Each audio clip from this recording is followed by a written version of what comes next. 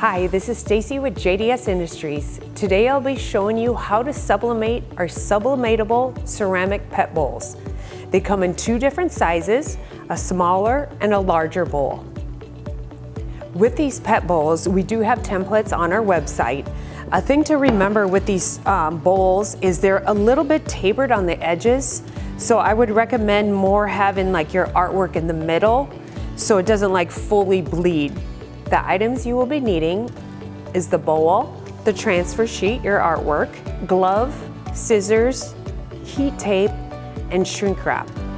And shrink wrap, just so you know, we now carry it in a larger size, so this fits with the large, even the large ceramic bowls. All right, let's get started. I'm gonna center it right in the middle, and I'm just gonna use a couple pieces of tape, one on each side.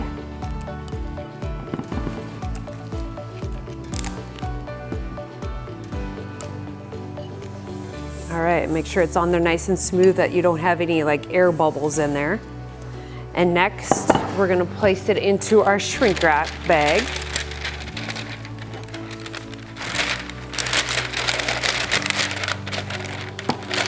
All right, now we're gonna use our heat gun to get it all nice and tight on there.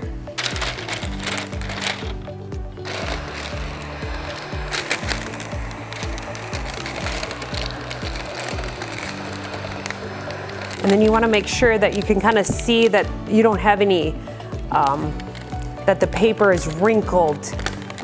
Otherwise, that'll affect your artwork. And now when I place it into the convection oven, I want to make sure this artwork part is towards the fan. We will be doing these for 400 degrees for 18 minutes.